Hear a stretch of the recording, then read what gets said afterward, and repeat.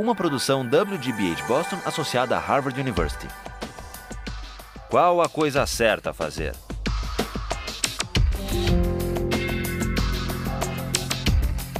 Justice, com Michael Sandel. O lado moral do assassinato.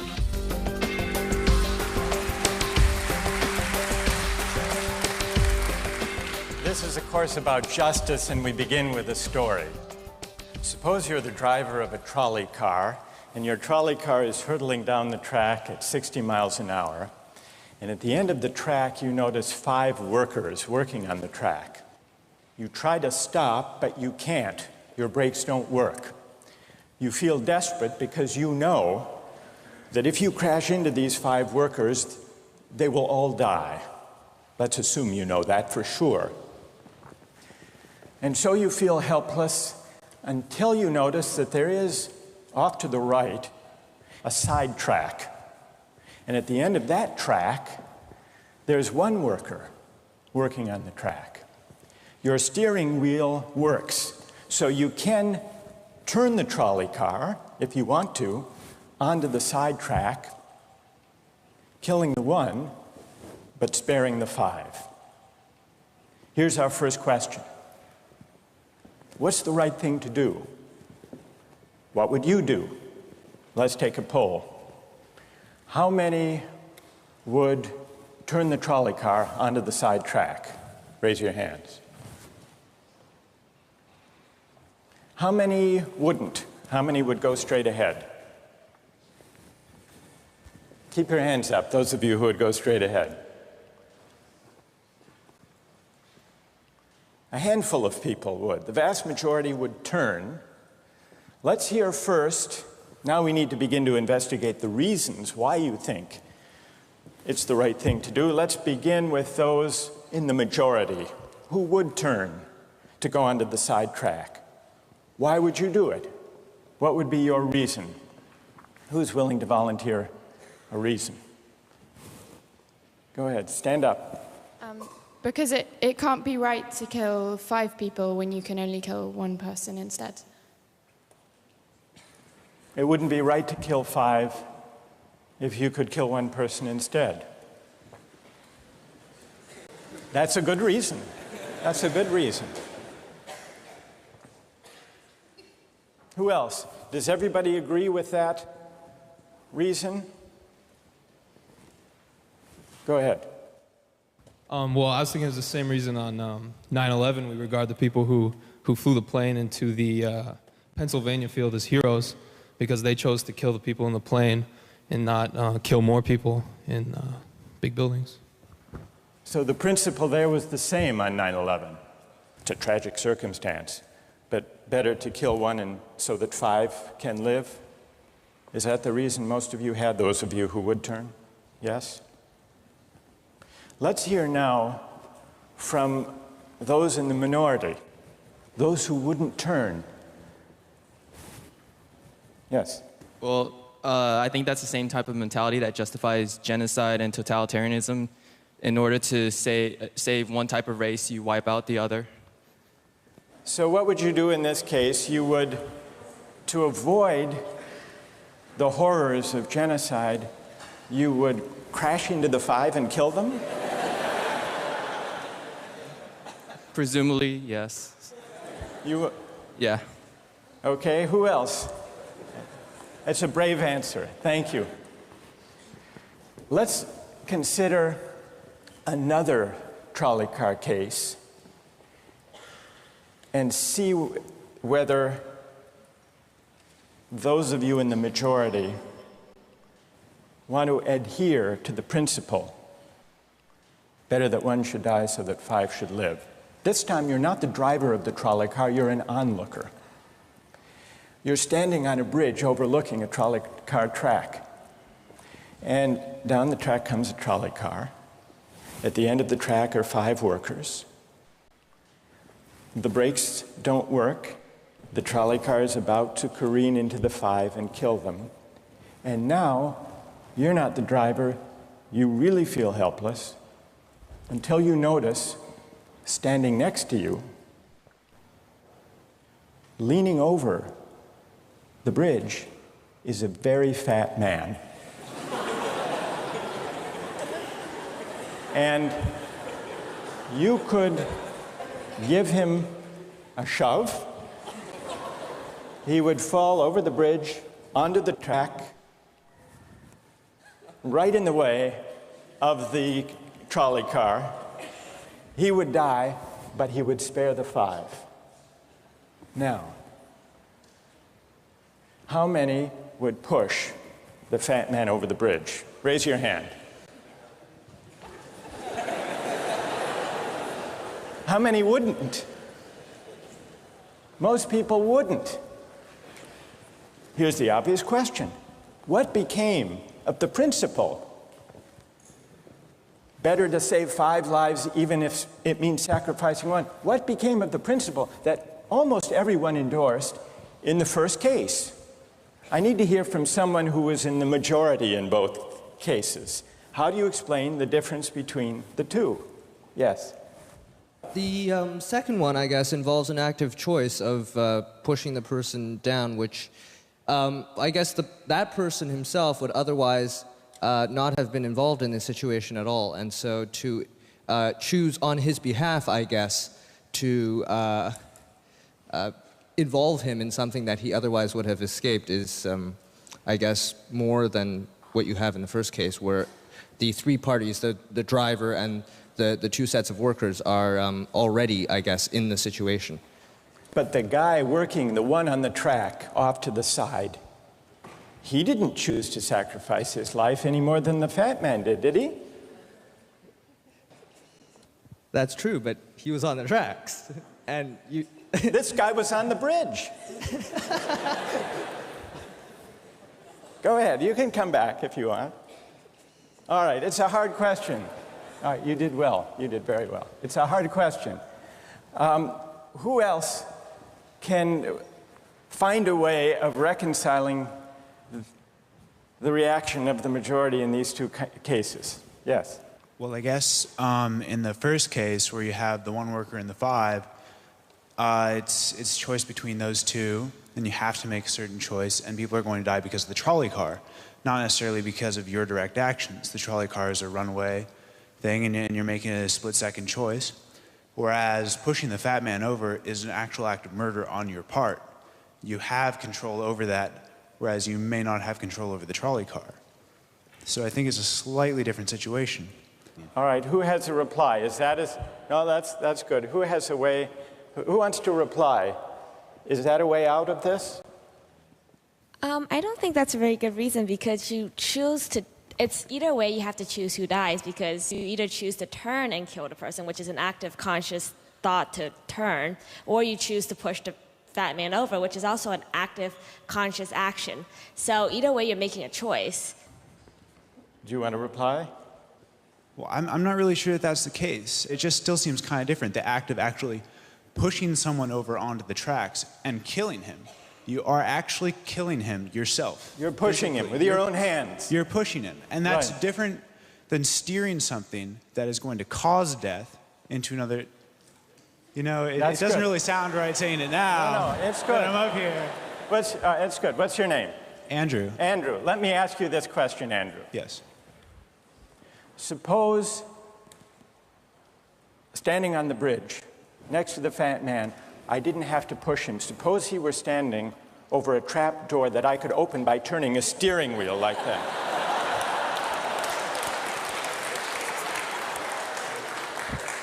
Would you turn? For some reason, that still just seems more wrong. Right? I mean, maybe if you accidentally like leaned into the steering wheel or something like that. But or say that the car is hurtling towards a switch that will drop the trap. Then I could agree with that. Fair enough. It still seems wrong in a way that it doesn't seem wrong in the first case to turn, you say. And in another way, I mean, in the first situation, you're involved directly with the situation. In the second one, you're an onlooker as well. All right. So you have the choice of becoming involved or not by pushing the fat man. Let's forget for the moment about this case. That's good. Let's imagine a different case. This time you're a doctor in an emergency room. and 6 patients come to you. They've been in a terrible trolley car wreck. 5 of them sustained moderate injuries. 1 is severely injured. You could spend all day caring for the 1 severely injured victim, but in that time the 5 would die. Or you could look after the 5, restore them to health, but during that time the 1 severely injured person would die. How many would save the 5? Now is the doctor.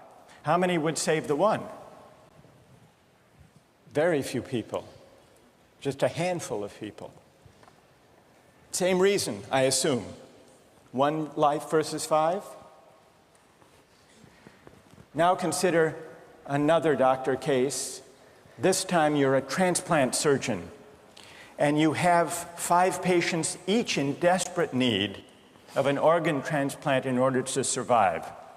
1 needs a heart, 1 a lung, 1 a kidney, 1 a liver, and the 5th, a pancreas. And you have no organ donors. You are about to see them die. And then it occurs to you that in the next room, there's a healthy guy who came in for a checkup. And he's... You like that? And he's taking a nap. You could go in very quietly, yank out the 5 organs, that person would die. But you could save the 5. How many would do it? Anyone? How many? Put your hands up if you would do it.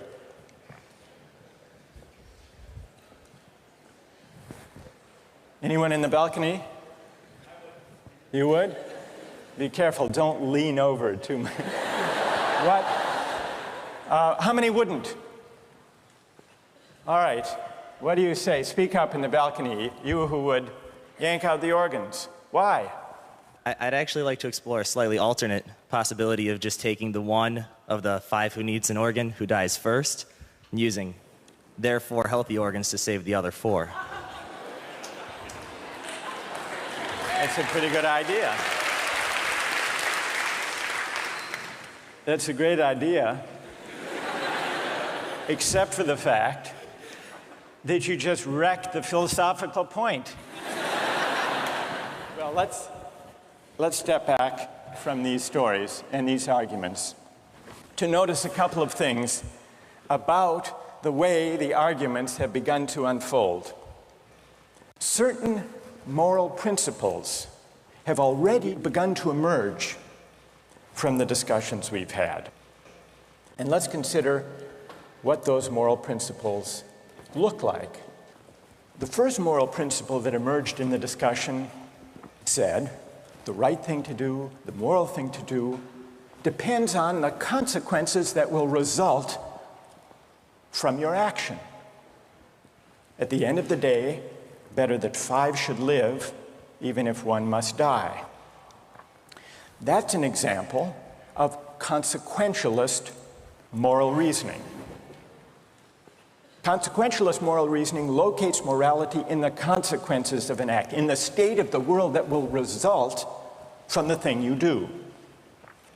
But then we went a little further, we considered those other cases, and people weren't so sure about consequentialist moral reasoning.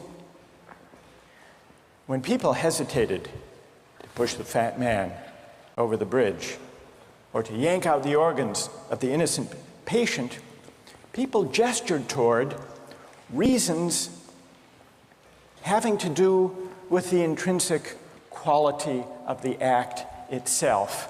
Consequences be what they may. People were reluctant.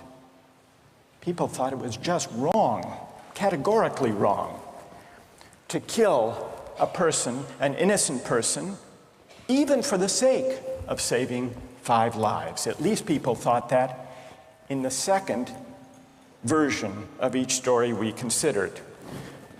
So this points to a second categorical way of thinking about moral reasoning. Categorical moral reasoning locates morality in certain absolute moral requirements, certain categorical duties and rights, regardless of the consequences. We're going to explore in the days and weeks to come the contrast between consequentialist and categorical moral principles. The most influential example of consequential moral reasoning is utilitarianism, a doctrine invented by Jeremy Bentham, the 18th century English political philosopher. The most important philosopher of categorical moral reasoning is the 18th century German philosopher Immanuel Kant. So we will look at those two different modes of moral reasoning, assess them, and also consider others. If you look at the syllabus, you'll notice that we read a number of great and famous books. Books by Aristotle, John Locke, Immanuel Kant, John Stuart Mill, and others. You'll notice, too, from the syllabus that we don't only read these books. We also take up contemporary political and legal controversies that raise philosophical questions. We will debate equality and inequality, affirmative action, free speech versus hate speech, same-sex marriage, military conscription, a range of practical questions. Why? Not just to enliven these abstract and distant books, but to make clear, to bring out what's at stake in our everyday lives, including our political lives, for philosophy. And so we will read these books, and we will debate these issues, and we'll see how each informs and illuminates the other. This may sound appealing enough, but here I have to issue a warning. And the warning is this: to read these books in this way, as an exercise in self-knowledge, to read them in this way carries certain risks. Risks that are both personal and political. Risks that every student of political philosophy has known. These risks spring from the fact that philosophy teaches us and unsettles us by confronting us with what we already know. There's an irony. The difficulty of this course consists in the fact that it teaches what you already know. It works by taking what we know from familiar, unquestioned settings and making it strange. That's how those examples worked. The hypotheticals with which we began, with their mix of playfulness and sobriety. It's also how these philosophical books work. Philosophy estranges us from the familiar, not by supplying new information, but by inviting and provoking a new way of seeing. But, and here's the risk, once the familiar turns strange, it's never quite the same again. Self-knowledge is like lost innocence. However unsettling you find it, it can never be unthought or unknown. What makes this enterprise difficult, but also riveting, is that moral and political philosophy is a story, and you don't know where the story will lead, but what you do know is that the story is about you. Those are the personal risks. Now what of the political risks? One way of introducing a course like this would be to promise you that by reading these books and debating these issues, you will become a better, more responsible citizen. You will examine the presuppositions of public policy. You will hone your political judgment. You will become a more effective participant in public affairs. But this would be a partial and misleading promise, Political philosophy, for the most part, hasn't worked that way. You have to allow for the possibility that political philosophy may make you a worse citizen rather than a better one, or at least a worse citizen before it makes you a better one. And that's because philosophy is a distancing, even debilitating activity. And you see this going back to Socrates. There's a dialogue, the Gorgias, in which one of Socrates' friends, Callicles, tries to talk him out of philosophizing. Callicles tells Socrates, philosophy is a pretty toy if one indulges in it with moderation at the right time of life. But if one pursues it further than one should, it is absolute ruin. Take my advice, Callicles says. Abandon argument. Learn the accomplishments of active life. Take for your models not those people who spend their time on these petty quibbles, but those who have a good livelihood and reputation and many other blessings. So Callicles is really saying to Socrates, quit philosophizing, get real, go to business school. And Callicles did have a point. He had a point because philosophy distances us from conventions, from established assumptions, and from settled beliefs. Those are the risks, personal and political. And in the face of these risks, there is a characteristic evasion. The name of the evasion is skepticism. It's the idea, well, it goes something like this. We didn't resolve once and for all either the cases or the principles we were arguing when we began. And if Aristotle and Locke and Kant and Mill haven't solved these questions after all of these years, who are we to think that we here in Sanders Theater over the course of a semester can resolve them? And so maybe it's just a matter of each person having his or her own principles and there's nothing more to be said about it. No way of reasoning. That's the evasion of skepticism, to which I would offer the following reply. It's true, these questions have been debated for a very long time. But the very fact that they have recurred and persisted may suggest that though they're impossible in one sense, they're unavoidable in another. And the reason they're unavoidable, the reason they're inescapable, is that we live some answer to these questions every day. So skepticism, just throwing up your hands and giving up on moral reflection, is no solution.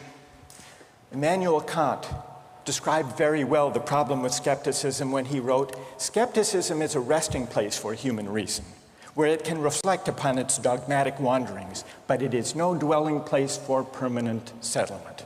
Simply to acquiesce in skepticism," Kant wrote, "can never suffice to overcome the restlessness of reason." I've tried to suggest through these stories and these arguments some sense of the risks and temptations, of the perils and the possibilities. I would simply conclude by saying that the aim of this course is to awaken the restlessness of reason and to see where it might lead. Thank you very much.